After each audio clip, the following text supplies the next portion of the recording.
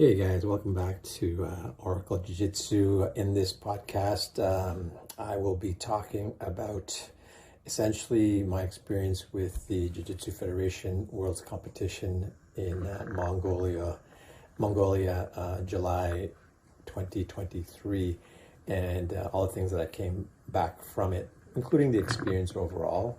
Mongolia, for those that are interested, what that was like. I'll go through a little bit of a breakdown of the warm-ups as well as the actual fight day competition for myself, and then I'll end off with the lessons learned at the end. So stick around if you want to listen to that, or skip ahead. You just saw my flight into Mongolia, and a couple of great guys that I had met: Jeff Santos, Ashley over here, and Kevin Wheeler down in the background. I'll just talk in between mentioning about the warm-ups and about my experience with the Jiu-Jitsu Federation. So one of the big takeaways I found was the Jiu-Jitsu Federation versus the standard IBJJF tournaments that I think most of us are quite used to is the fact that with the Jiu-Jitsu Federation, we are coming together as a team, in this particular case, Team Canada, and we're competing with a common goal to represent Canada and beat essentially other countries, right? So that is obviously very different than a standard IBJJF tournament where you're coming in as an individual representing a school or an affiliate and fighting there. So that was personally new to me, and I thought it was quite interesting and quite fun, and something, quite honestly, that I'm going to take back to my academy and promote for my students to participate in. So I think the number one takeaway for me was the fact that,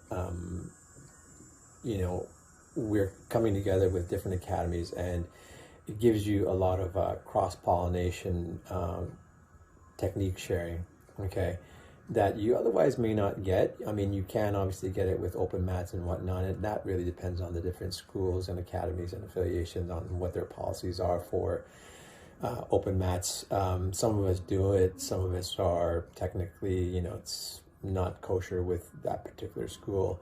So I generally, obviously as an owner, I don't go around too often to different academies unless, say, I am traveling.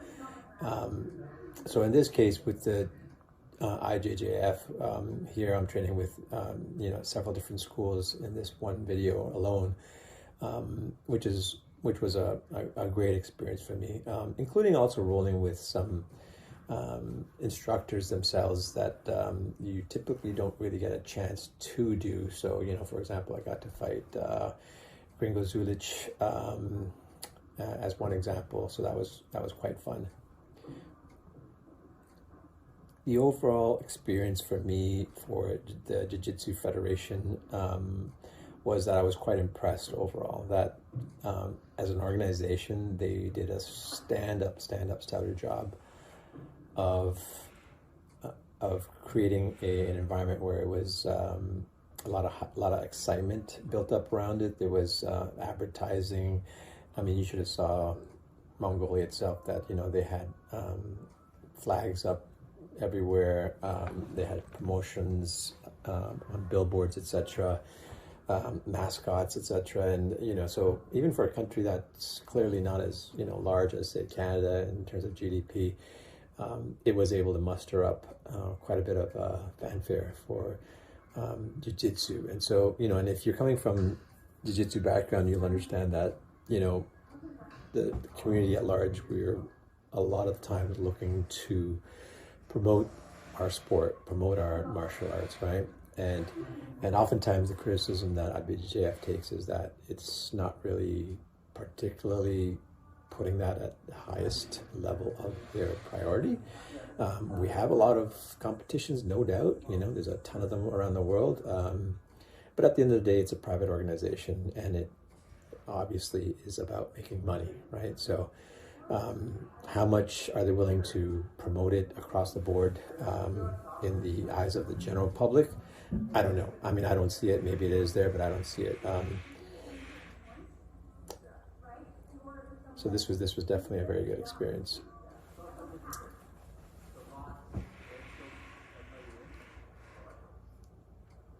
Just going back to Mongolia, let's just talk about Kevin here. Kevin is, this is the first time I fought Kevin. He's a fellow black belt, and man, his game was stellar. His game was rock solid. It was really fun to roll with him. Some of the takeaways that I came back with, and I think this goes without saying with a lot of high-level jiu-jitsuka, is that, you know, they have obviously high skill, but they also have concepts that I'm going to go into in my lessons learned there at the end. And it was partly me formulating it as I was fighting guys like Kevin and Jeff and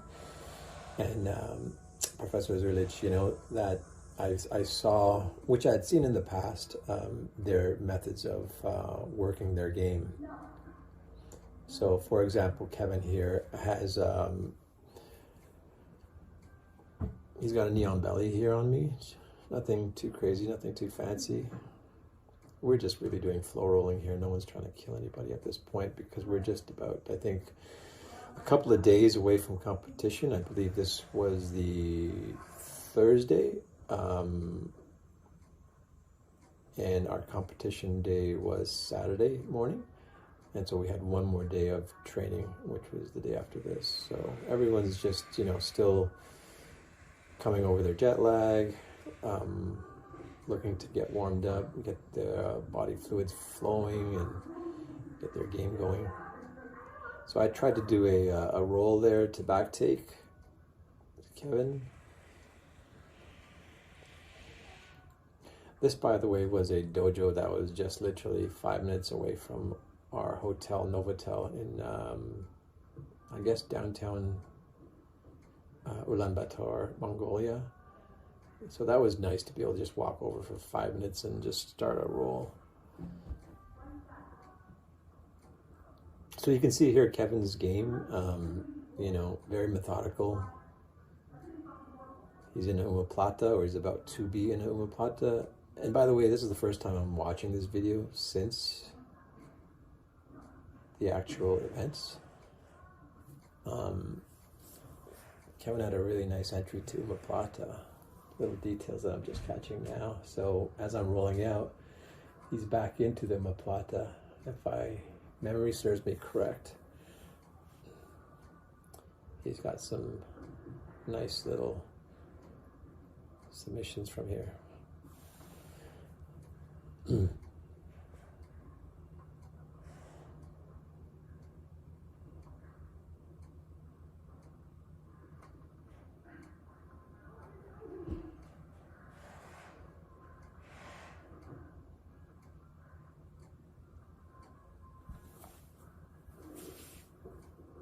There it is. That was a nice one. So that was a really beautiful transition as I tried to push Kevin over. He went straight into an armbar.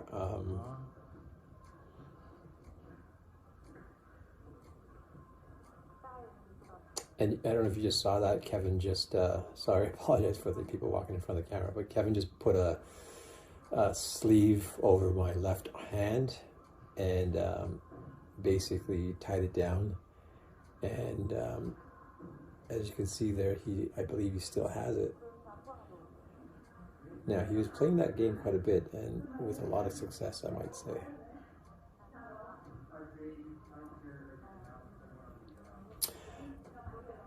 So yeah, Mongolia actually is a lot like Canada in terms of the weather, apparently I'm told.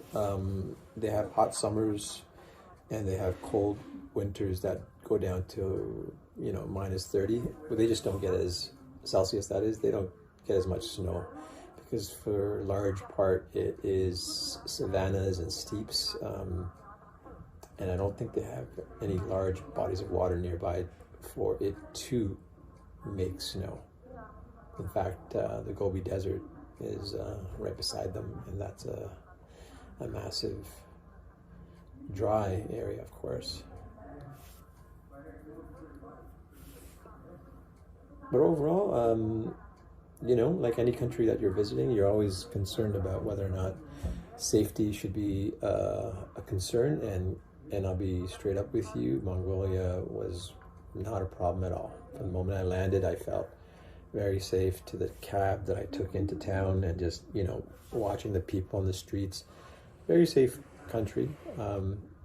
People were out and about, quite lively actually during the night because it was so quiet. Oh, so I think I just missed it there. So that was a nice little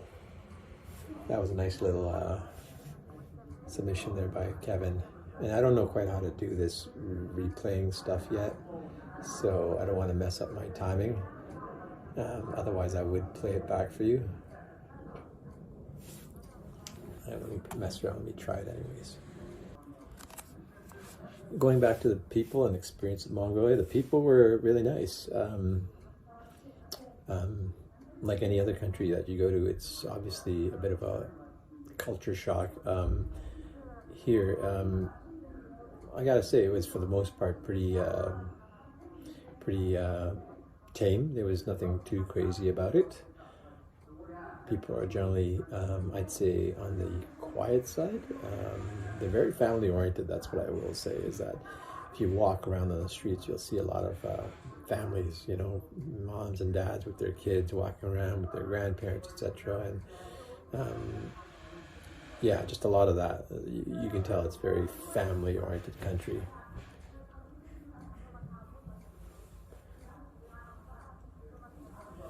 Okay, so now I am going to be fighting Jeff. Jeff is a brown belt. I believe he is also an instructor. And Jeff's game is also very tight. So Jeff and Kevin both have very tight games. And they have also what I'll call systems right now. Later on, I'm going to actually be calling it pathways. But very similar, you can call it systems. But I'll explain a little bit later on why I chose to use the term pathways. So I got a half guard on Jeff here, and he's trying to get some sort of a collar choke on me. Jeff is really into his sleeve grips and using them to tie arms down, just like the way Kevin did earlier. So he might have got a tap on me there. Again, I can't see what that was, but it was more than likely some sort of a loop or collar choke.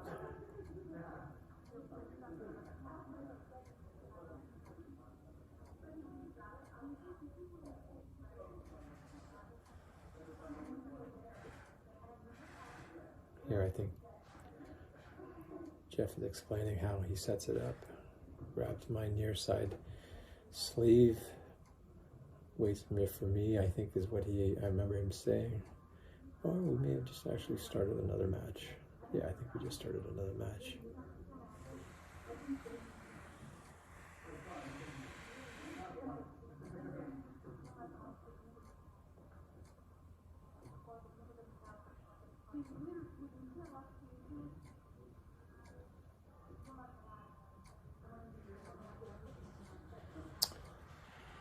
Jeff does a nice job walk pass, and then remaining on his toes, he's able to apply pressure to flatten me out. Here I got my left arm under his armpit, and I'm just setting up for what might be potentially just a straight arm reversal, technical stand-up. I don't know if I'm going to get it though. His base was pretty good. Here I'm getting my left knee in to try to replace guard, maybe got a grip on his left sleeve.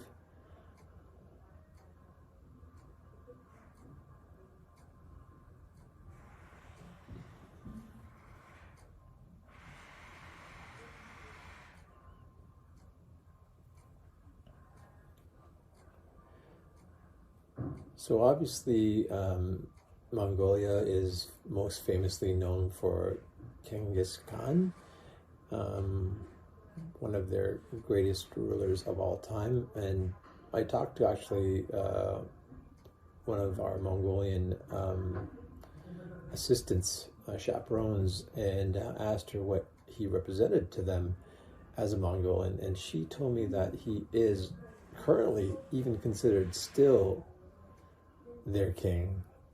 I think that's what she said. That at least that he was their greatest king, and I'm pretty sure she said it in terms of present tense. So I'm not sure how that works out, but definitely Genghis Khan was known throughout the world for his exploits and military campaigns.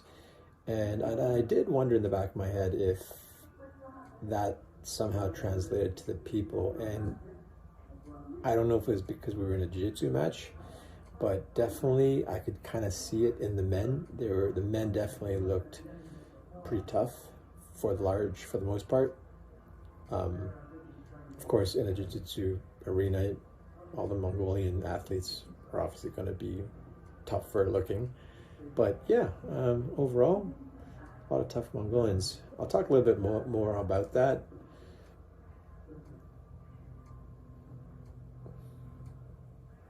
later on.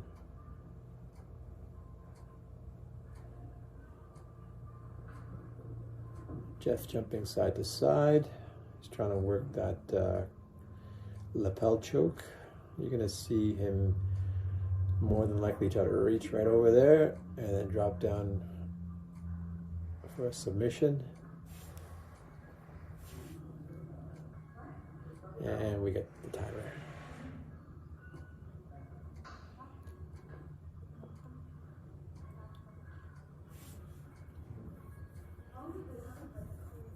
So, as you guys probably know, if you are a jiu-jitsuka and you train and you compete, you know that at some point you're going to start having to think about what it is from a strategy perspective that you want to employ going into competitions. So today was no different. The days leading up to the competition, myself and probably the others, we were all thinking about what we're going to do, and I thought that was pretty interesting. So I did ask some of these guys at some point what their thoughts on in terms of strategy, and for the most part, I think most guys said that they will employ their game, which is the standard answer, and it's a very good answer, right? What else are you going to do? You're going to play your game.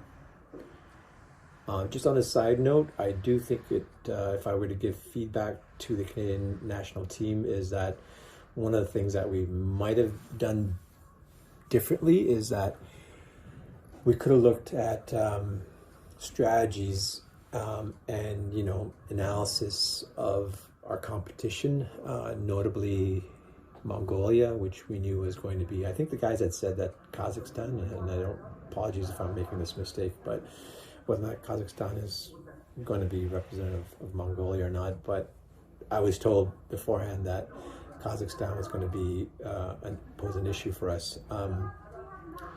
But anyways, we faced actually quite a few Mongolians, and it's interesting because they definitely had a style of fighting that seemed there was a common current throughout those guys. For the most part, my interpretation of it was that a lot of them were heavy on the stand-up portion of the game. Even in the warm-up area, you could see that a lot of the guys were doing judo stand-up and judo throws, very technical, very judo-like. Whereas obviously us guys here, 100% jiu-jitsu, we're most part pulling guard and whatnot. So, that would have been an interesting tidbit to go in with, knowing beforehand. This is Ashley. She's from just north of Toronto, GTA. I forget the academy. Solid game. She says she doesn't exercise. I don't believe her. But she is a solid girl. When you're fighting her, you can just feel her core strength. It might just be natural genetics, I'm not sure.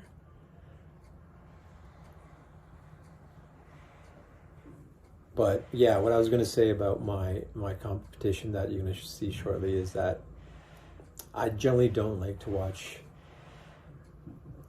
tournament highlight reels of my competitors, because I find that sort of adds to the anxiety and stress already going into matches. And it might change my game in ways that I don't want it to. And that's actually kind of what happened in this scenario. Not necessarily, I'm not blaming it, but my wife actually, of all things, got quite involved in this, likely because it was Worlds. She ended up researching my competitors, and so when she sent me the videos, I naturally watched them, and then ended up, you know, watching their fights and picking up some details. And did it change my strategy? Actually, it did, because okay, so basically, let's talk a little bit about strategy. A lot of times people will either go in one of two formats, let's call it, right? There might be more, I don't know. One is, let's call it a set strategy, okay? Using like a set of techniques, right? So sort of like your go-to moves, right? And the other one is fluid, right? And then I'll talk about the third one afterwards. But a lot of these guys, actually, when I asked them what they do, they largely said that they do number one, which is they do their thing. Now, obviously, no one's dumb, and they're just going to keep forcing the technique that they want to do, even though it might not be working. Of course, people are going to pivot and make changes. But for the large majority, I think the answer was that they were going to do their game, their A game, right? So if it's guard to, you know, berimbolo, back take, whatever, then that's your thing, right? It makes sense, right? You get the highest percentage, so that's what you're going to do. I was actually going to do that, but then upon watching the videos of my competitors, I started having second thoughts. I saw what their type of game was, and I knew sort of then that what I wasn't going to do, right? And then I shifted back to going to a set path, that I was going to go with the technique that actually got me qualified for from the nationals to the Canadian team, and that was essentially, you know, guard to arm drag to back take for a submission. I've had good luck with that in the past, so at some point I decided that that's what I was going to do. And now in retrospect, I'm not so sure it was necessarily the smartest thing. Again, hindsight is 50-50, is 100, and it's not always necessarily the right thing, right? The only true thing is to be able to actually go and compete on a mat and test out theories. That's what makes Jiu-Jitsu amazing, is that you can talk all you want, but the only thing that matters is what happens on the mat. So that's all I'm going to say, is I'm going to hopefully in my next video follow up with the next tournament and see where I land with the theories that I've sort of, my ideas and principles and strategies that I came up with after this tournament. So as I was saying, Ashley's very top heavy. She clearly does not want to play on the ground here when she's rolling with a bunch of guys. Me, I'm at about 202, 203 pounds going into this. And I think my top end is 208 in shorts, so it's a bit more forgiving than IBJJF. That in IBJJF it would have had to have included my gi on, so I'm actually a bit on the lower end of my weight bracket.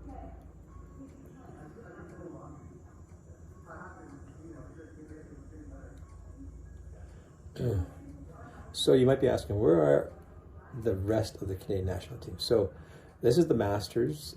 Masters are fighting first on the Saturday, and you're looking at the bulk of the Masters. There's a couple more guys, but they're not here with us right now. They're coming in a little bit later on.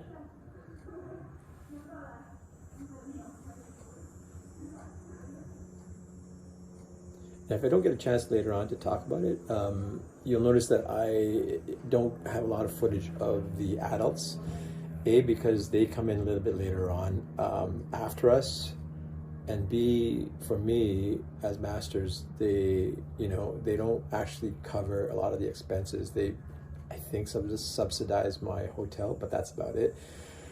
So to be as economic as possible, I wasn't prepared to stay in Mongolia any more longer than I could really afford to. I wish I could stay a bit longer, but I did have to get back to my academy, teach, etc., etc.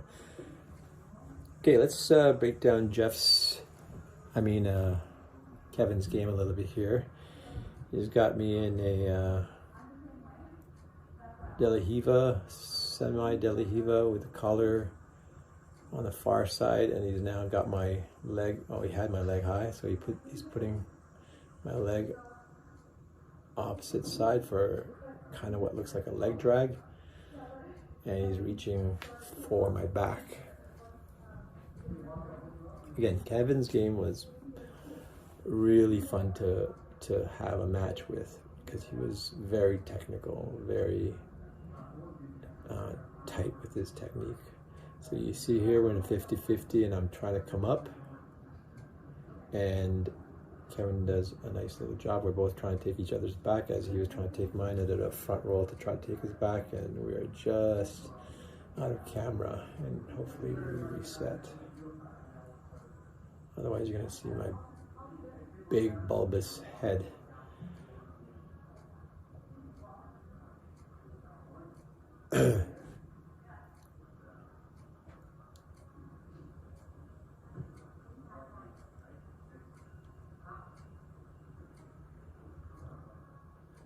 So Kevin has locked down on my right leg.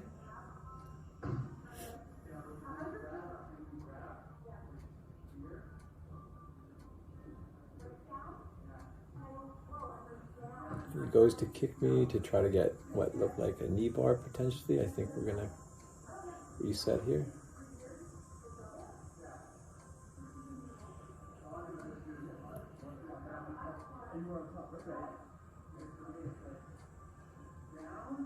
All right, so we're essentially at 50-50.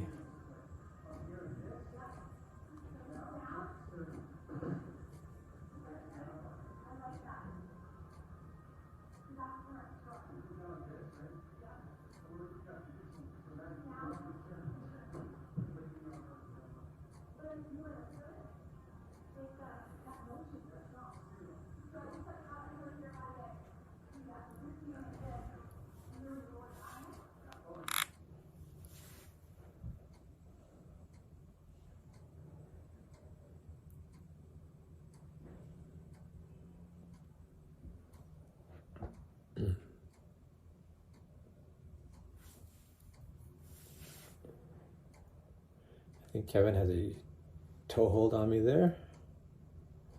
He's got my belt, looking to go to my back here, and he probably will succeed based on how he locked down on my leg. He's got a grapevine there on my leg, which easily allowed him to rotate myself, and you can see he just made a little adjustment on my pant to be able to get his foot in. Rotation, hip on foot, prepared for a body lock if he needs it. Now he's going to try to trap my arm, and there he does. He traps my left arm, and his left hand is going for the cross collar. Now mind you guys, none of us are trying to kill each other here, so you're not going to likely see anybody do any major strangulation. I'm sure Kevin here at this point could have gone into a bow and arrow, but we're not going to do that. This is just warm-ups. We're all just trying to get warmed up. Actually, speaking of which, there was another fellow on the national team who has not come in yet. I forget his name. He's from Quebec. We had a great workout together in the gym one day, and he was showing me this awesome stuff about central nervous system activation pre-fight without having a full-blown workout and that type of thing. It was just enough to get your central nervous system activated so that you're mentally and physiologically prepared for a match. I don't think I'll have time to go into that, but maybe I'll talk a little bit about it. So that was beautiful. Kevin went from the back take way up high to a reverse triangle, and then he let it go. The reverse triangle is actually one of my favorite go-to positions as well. My entry is a little bit different. I'll come in more typically from someone's sort of like semi-deep half.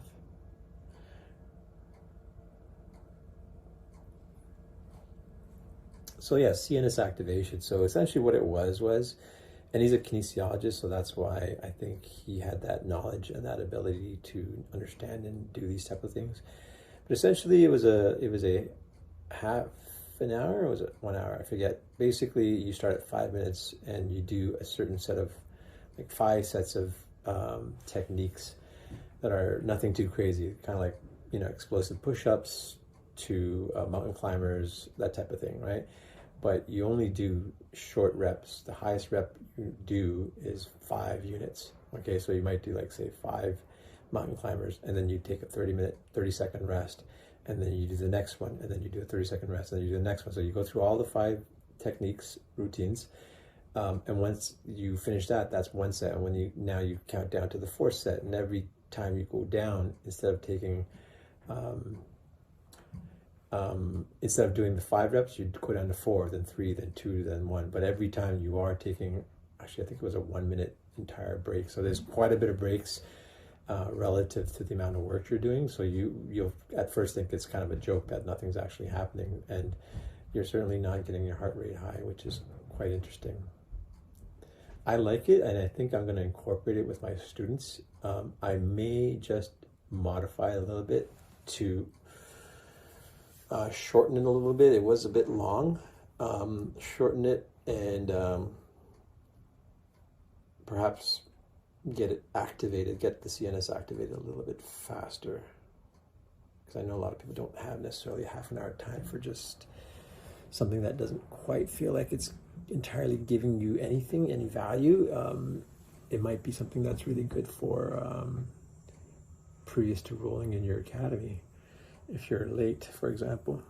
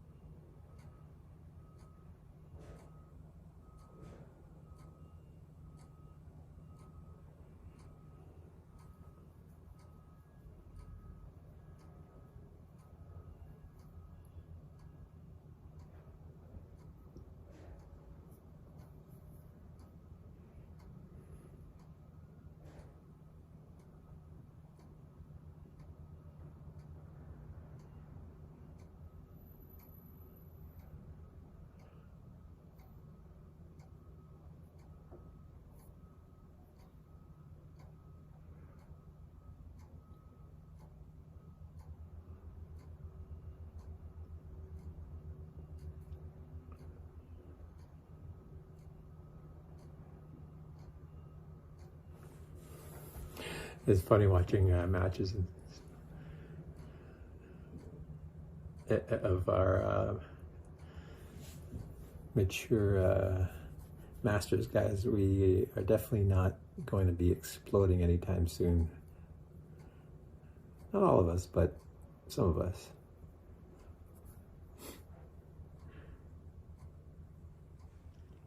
So as I mentioned to you previously, Jeff as well has some solid grips. So Jeff's game is quite fascinating. It's very aggravating because he tends to do, as I mentioned earlier, with a lot of sleeve ties and knots. There was a nice little guard pull by Ashley. It looked like she was going to do a little 180 hip toss.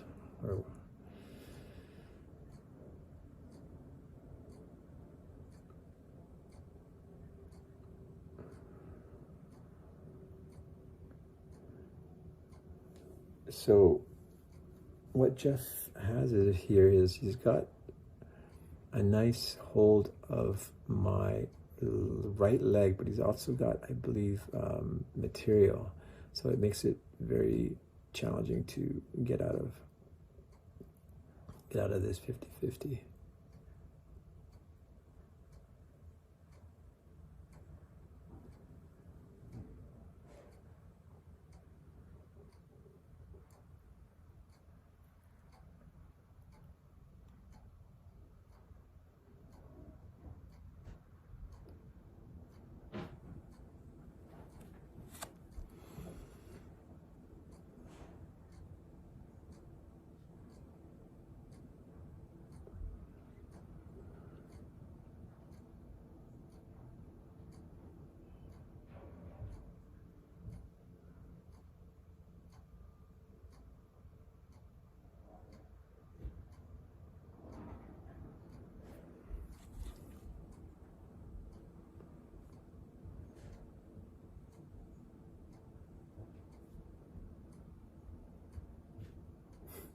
You can see the radiator right there has been bashed in many times before us.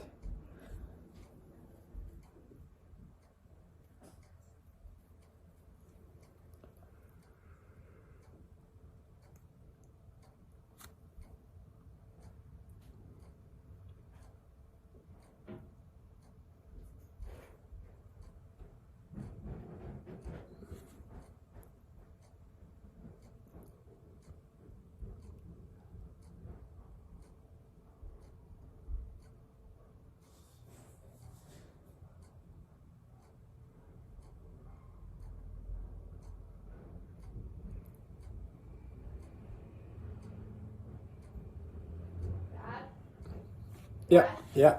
Do you have the Honda keys? Oh yeah, here. On the, right there on the bookshelf.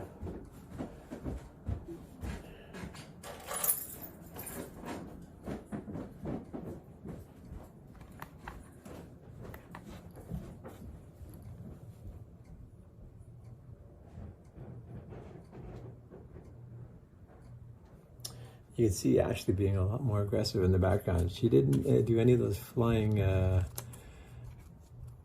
jumps rolling with me. Perhaps I was too big.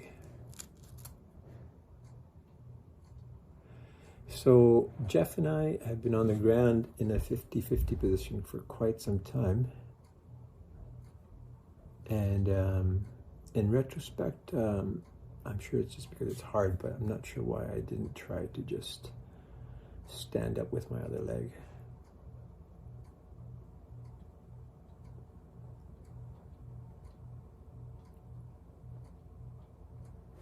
For those not familiar with Jiu-Jitsu, this is unfortunately one of the side consequences of Jiu-Jitsu when we both get into what's called 50-50, where your legs are sort of like crisscrossed. So there you can see Jeff has managed to come up on top. So sometimes that takes a bit of time. He needs a bit of an opening.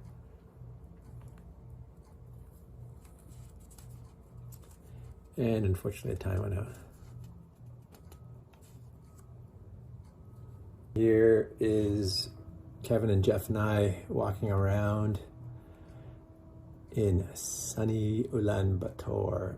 First night was a bit rainy. Today was much more sunny. Very comfortable, beautiful weather. So there's not a lot of people in the streets because it is a national holiday and most people were just in town for a festival, one of their biggest festivals that we just happened to miss. And I think they are done now, so they've gone ahead and, presumably gone to their typical vacation things that they want to do. Here, of course, is a statue of Genghis Khan right there in the center. There's actually several statues. This just happens to be one of the main ones in their central plaza square. Unfortunately, it's marked off so that we couldn't get any closer. But generally speaking, very nice square, very clean, easily walkable, as you can see here. It's a giant square, several buildings in around the area. I mean, I would compare this city to something like in Toronto, that would be something like a Mississauga or an Etobicoke. Now, this is a family that we just happened to stumble across, walking across. That was the ladies, and here are the men, and they kind of look at me, and that look is quite common, actually. You never know whether or not they're angry or not. But anyways, the fellow invited me back, and I went back, and we took some great pictures. So, okay, here we are with the fight. So that's me on the left, and the gentleman, the Mongolian, on the right. So like I mentioned to you in the past, I'd already developed a strategy at this point. I was going to pull guard. All I'm looking for is grips at this point. And the idea was that I was going to go for an arm drag if I can get it.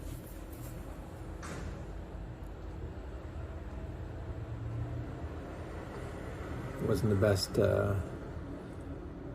jumping into an arm guard. Sorry, into a guard.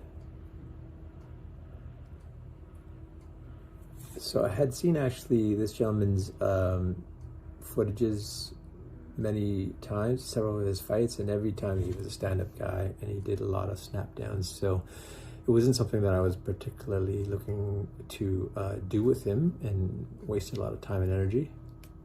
So that was part of the strategy, which I think overall I was happy with.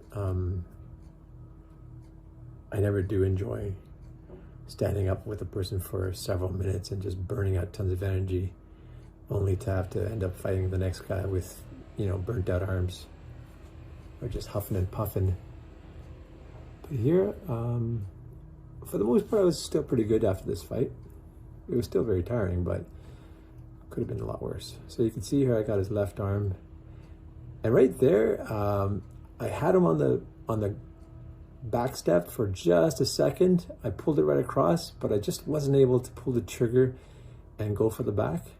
So at this point, he's clearly onto me that I'm going for his arms, and there he's stepping back. Doing my best to try to avoid it. And there you go, I reset. Very happy with the guard retention at that point.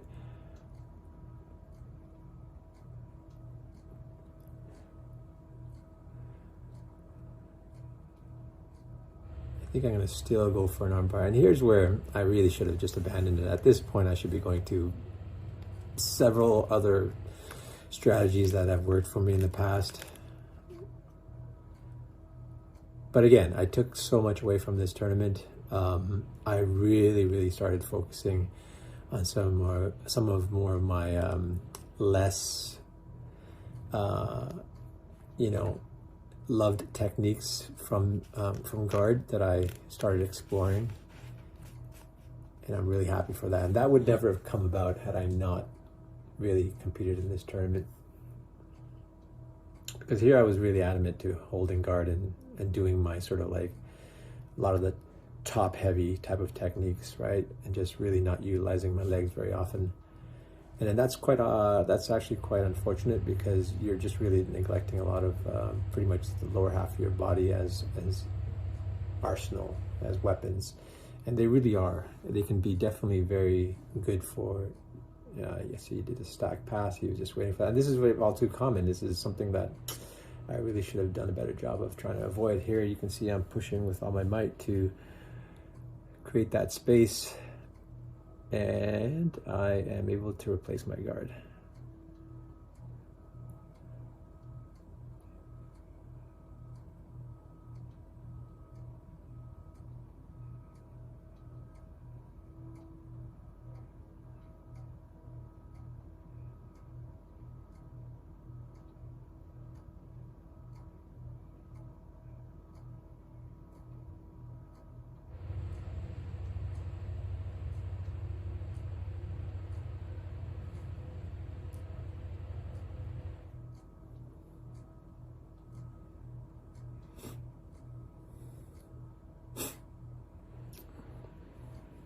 Now, in retrospect, I really should have been doing more of my takedown game. I'm not bad at takedowns, and I should have been taking advantage of that. But here I messed up quite badly, giving him a guard pass, 3 points.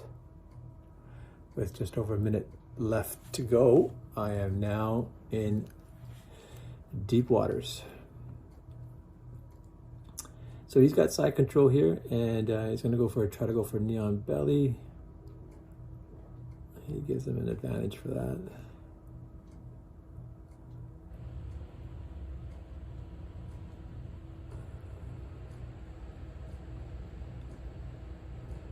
I tried to get a stand up there, but unfortunately failed. Now this is really not a good position for me for north-south. In my last super fight, I lost from a north-south Kimura, and I'm pretty sure that that was coming back to haunt me. So he got 2 points for that for, I'm not sure what for. Yeah, he's taking it back. But anyways, that's the match, guys. I lost the rest of the footage for that. I ended up losing on points, but I walked away with a lot of inspiration and insight from it. So let's quickly share what I walked away with. So as I already mentioned to you, that the strategy of set techniques versus staying fluid are sort of the two most common ways. The last one, which is what I came up with, and it's nothing groundbreaking. It's, you know, everyone knows about these things, so don't get me wrong. I'm not trying to claim anything here that this is original ideas, but it's something that I call pathways. And a pathway is essentially, like, you can think of an analogy of walking through the forest, and if you walk through the forest for the first time, you're going to take a machete and likely hack your way through it to try to get to the other end. So now that is what you might consider like a set path, right? So I'm going to go down through here, take a relatively easy path with the least amount of obstacles, and hack my way through. Okay, might work for some people. Fluid, on the other hand, might be trying to take the path of least resistance, so avoiding the trees instead of hacking them through. Pathways, on the other hand, looking at the ground and seeing where you have already been many times before, and you have been, right? So when you can, either yourself in the tree analogy or other people in the tree analogy, you would see paths and you go, okay, so this is the path that people have more likely taken in the past. So it's likely something that has worked for other people, so it might work for me. So that's what a path is. You take a path that has been traveled before, and hopefully a path that you've traveled before, and whenever you approach a fork in the road, it's easily navigable, because at that point you'll make a decision. You'll make a knowledgeable decision based on the information that you are presented with. So in a jiu-jitsu analogy, you're going to look to see what's available to you, right? Is it hooks? Is it you know, some sleeve perhaps, or maybe there's a submission right in front of you. So that in a nutshell is what a path is, analogous to, say, like being like water. So you've heard this analogy very often, that if you be like water, you're able to traverse through situations very fluidly. And obviously jiu-jitsu is not as easy as that, but nonetheless, it's a nice analogy for me that I came to understand better through this tournament, that I'm going to try to employ in my next tournament and see how it works out for me. Obviously, it's not bulletproof. It's not going to solve everything, but I think from a model perspective of how to digest and perceive, you know, jiu-jitsu as a fighting art, it gives me another way to see things, right? So previously, as I mentioned to you, I saw things in those two binary formats, and now this is a nice third alternative that I'm going to play around with. So stick around, and I'll let you know how it goes with the next tournament. Cheers.